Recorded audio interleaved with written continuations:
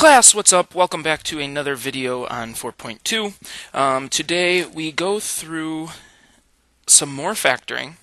Okay, I would say that these are going to be our most tough ideas or concepts when we're talking about factoring. But it's not too bad. Okay, I don't want to scare you. So we're going to talk about a little bit of factoring, and then we're going to introduce/reintroduce imaginary numbers. Okay. So, this first page of notes, we are going to factor this function, 6x to the fourth minus 7x cubed minus 14x squared plus 18x minus 5. PRZs. I gotta make my PRZ list. So remember, we do what? We have the factors of the constant, or 5, in the numerator, and then the factors of the leading coefficient in the denominator. So when we combine all of these ideas, we get plus or minus 1, plus or minus 5, plus or minus 1/2, plus or minus 5/2, oh my gosh, plus or minus 1/3, plus or minus 5/3. And where was I at? Okay, 1, 2, 3, 4, okay, last set, 1/6, and then of course 5/6. Alright. So this is a little bit nastier than we've seen in the past. We still use our same methods, okay? We still use our same exact methods. So I look at this function, and I want to start to try to find what I can factor out of it. So I try to synthetically divide. Let's start with 1, 6, negative 7, negative 14, positive 18, negative 5. Alright, same thing as always, bring it down, 6 times 6, negative 1, negative 1, negative 15, negative 15, 3. Didn't work. Okay?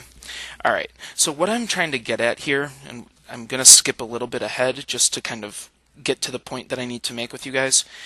This one's not going to have super nice zeros. You would have to go through and go through and go through, and what we're going to do is we're going to try 1/2 now and see what happens when we try 1/2.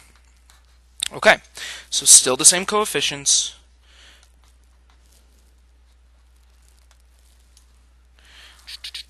Okay, we bring it down. Please be careful. You are now multiplying by 1/2. You need to take half of this number. So half of 6 is 3. And then negative 7 plus 3 is negative 4.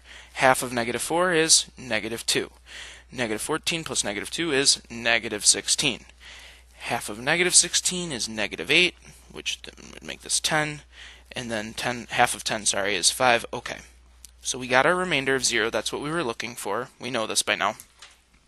The reason we do this is because once we find a factor, or once we find a remainder of 0, we know that this is a factor. Alright, x minus 1/2. So, I write it.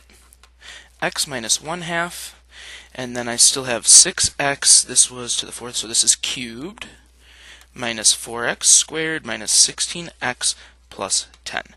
Now here's the deal. A couple of things. We don't usually write our factors like this, right? We usually, if we had a fractional 0, it's usually written as 5x plus 2 or something like that. We're going to do that, but we need to get that number, we need to kind of borrow it or steal it from over here, because what do you guys notice over here? If you take a look, hopefully you guys see I have a GCF in this piece right here of the quotient. So what I'm going to say here is I'm going to still say I have x minus 1/2 for now, but I'm going to take a 2 out. Alright, I'm going to take a 2 out, and remember, this is just multiplying, so this is still multiplying. And then this is now 3x cubed minus 2x squared minus 8x plus 5. Alright, now the reason I do that is because I am now going to take this 2 away from this piece, and where am I going to do with it, guys? I'm going to distribute into this. That'll look way nicer. So now I have 2x minus 1, 3x cubed minus 2x squared minus 8x plus 5. Alright? At this point in time, what I want you to think about is what we would do next. We now have our new function, right? It's the new function that we're trying to factor. We're trying to continue on and factor this a little bit more. You could use the exact same list of PRZs, but what I want you to hopefully notice here is if you look at this leading coefficient and this constant, my list of PRZs would be significantly smaller than this if I make a new list of PRZs. So that's what I want to do. I want to make a new list of PRZs for my new function. I keep using my air quotes. You can't see that on the video. But again, this is a way smaller list than right here. So let's take a look. It'll be plus or minus 1, plus or minus 5, plus or minus 1, plus or minus 3. So now I just have plus or minus 1, plus or minus 5, plus or minus, what do we got? 1/3, plus or minus 5/3. Alright. At this point in time, sorry guys, that's a 5. At this point in time, again, I trust you guys that you know how to use synthetic division well enough that you would be able to do this. Just for the sake of time, what I would like to do is I would like to kind of skip ahead. We're going to skip the 1s, the 5s. We're going to go to this 5/3. All right? And what we are going to do then is we are going to say I want to synthetically divide by 5/3. And remember, what are we using as our coefficients? Not the original, not these coefficients, or not the coefficients of this quotient, but of the function that we just got our list of PRZs for. All right? And again, I hope you guys made that connection. Isn't this list way smaller than this list? Like, if you get to here, it might be worth your time to get a new list of PRZs so you know that you can skip about half of these guys. All right? All right. So 5/3, and we have a 3, a -2, a -8, and a +5. Bring down 3. Now 5/3 times 3 just means what? What are we doing? I'm just going to cancel the 3's, right? 5/3 times 3 is 5, and then this becomes +3. Again, 5/3 times 3, just cancel, the 3's cancel. This becomes -3. -3 times 5/3 is -5. So once again, I get my remainder that I was looking for. All right? So now, after this, I know f of x equals still the 2x minus 1. But now I have x minus 5/3 and 3x squared plus 3x minus 3. All right, hopefully you guys see what's going on here. You guessed it, I have a GCF of 3, and what am I going to do with it? I'm going to pull it out, and I'm going to kind of like distribute it into here, okay? Distribute into the linear factor. So I have f of x equals 2x minus 1. Again, I'm taking this 3 and I'm moving it into here. So I'm going to have 3x minus 5. And then lastly, if I took a 3 out and moved it over here, I'm going to be left with x squared plus x minus 1. All right. Now at this point in time, I don't know how to factor this. I don't know how to get +1 from factors of -1, so we have to go to our quadratic formula. All right, and that is what we are going to do. X equals -b plus or minus the square root of b squared minus 4ac all over 2a. Good. So let's see here. What do I got? My b value is 1. So x equals, I'm almost off the page. Let's go down a little bit. X equals -1 plus or minus the square root of 1 squared is 1 minus 4 times 1 times -1 all over 2. Let's see here. If I keep going, this will stay as -1 plus or minus 1 what, negative 4 times negative 1 is positive 4. Okay, so this becomes a square root 5, and this is all over 2. So the last thing, if you remember from the last video, guys, split this up, kind of use your heart method, and I know that my x's are negative half plus or minus root 5 over 2. Okay? To finish this, I would maybe kind of split this up. It might make it easier to read and understand what you're going to do next. So you'd have negative 1/2 plus root 5 over 2, and negative 1/2 minus root 5 over 2. Because you have to remember, at the end of the day, what am I looking for? I'm looking for the fully factored form of this, which means I need to write it as all of my factors. Now these two are nice. I have them. 2x minus 1, 3x minus 5. This I'm going to have to kind of squeeze in. Remember, these are x and x. But now remember, I have to subtract these two. So when I subtract negative half plus root 5 over 2, I get plus half. What am I doing here? Half minus root 5 over 2. Sorry about that. And then when I subtract negative half minus root 5 over 2, I get plus half plus root 5 over 2. All right. Oh, I'm off the page. Sorry about that. This is my answer. All right? All right. So this is like the trickiest type of synthetic division or factoring problem that we could give you. I want you to understand the methods that you have to use if you end up having fractional, if you end up having fractional factors, okay? So I want you to have this down and understand how to do it. And now we're going to kind of, well, actually not kind of, we're going to completely switch gears and we are going to talk about imaginaries. All right, so imaginary numbers. First of all, let's understand real numbers they can be rational or irrational, right? Rational or irrational, which means I can use the number 5, or maybe I can have 5 over 4, because that's still rational, or I can even have irrational numbers such as pi or the square root of 8. Okay? These are all real numbers. Now, what's imaginary? Hopefully you guys remember that imaginary numbers are something like this. Okay? We know that we cannot have, technically, a negative underneath a square root.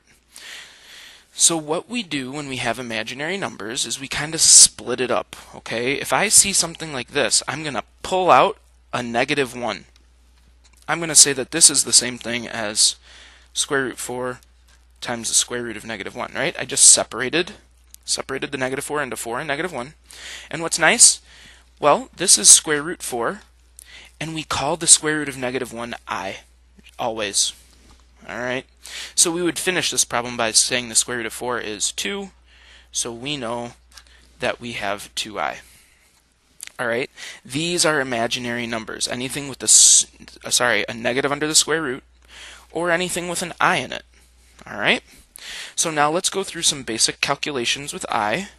We already talked about what I was. I is just square root of negative 1. Now I squared, I want you to think about this, rewrite it. Square root of negative 1, but square. What happens when you take the square of a square root? They cancel. Okay, so we know that I squared is always negative 1. Commit that to memory right now. For the next two, I cubed and I to the fourth, I want you to really break these down. I want you to understand your exponent rules. I can break I cubed into I squared times I. I squared times I. Why? Because this has an exponent of 2, this has an exponent of 1, and when we have the product of exponents, you can add the exponents together. So if we want to split it, we can if we want to split 3 into 2 pieces, you just have to find 2 pieces that add to 3. So 2 and 1. And why do I do this? Well, because I know I squared is negative 1, and I know I is just I, So this is negative I. Let me box these. I think that'll make it a little easier to understand where I'm looking. Okay, so I cubed is negative I, and then think about I to the fourth as I squared times I squared. Well, negative 1 times negative 1 is positive 1. Okay. Alright, these all need, you need to just kind of memorize these, because anything past this, I to the fifth, which we'll do in a second, or I to the 101st, all work off of this idea. If you can memorize these four, you can do any of them. So just memorize. Alright, so let's do some examples, some other examples. We have I to the fifth is the first one. Alright, what I want you to understand, and what we're going to try to do always, is we're going to try and take out as many possible I to the fourths, because I to the fourth is just a 1. So what I'm going to say here is this is I to the fourth times I. So if I to the fourth is 1, 1 times I is just I. Alright, and again, why is that? Because this is a 1. Now, what if we tried something a little more difficult, something like I to the 17th? Well, what I want you to think about here is I have I to the fourth, and I want to know how many of them I can take out. Well, I think 17, I can take out 4, right? Because that would make 16. So I have 4, or I to the fourth, but then 4 of them, and then how many left over? 1. So again, think about this. This piece right in here is a 1. 1 to the fourth is just 1, and then 1 times I is still I. Now the last one. How about I to the 38th power? Alright, so I have I to the fourth, and I want to figure out how many I to the fourths I can have in here. And I think it's 9, right? Because 9 times 4 is 36. Yes, 36 is the largest number that I can take out. So I'm going to say I have 9 I to the fourths. How many left over do I have then? I have I squared. Okay, 36, and then another 2 make the 38. So if we think about this, we know that I to the fourth is 1. We know I squared is negative 1. So if I have 1 to the 9th, which is just 1, times negative 1, I have, for a final answer, negative 1. Alright? Now, some other things we need to know about complex numbers, we always write them in standard form. And by that I mean it should be A, and then either plus or minus BI. A plus or minus BI. So maybe I have 7 minus 2I. That is standard form. Why? The real number comes first, the imaginary part comes next. I just realized I missed the biggest thing right. Oh gosh, how bad of me. Guys, complex numbers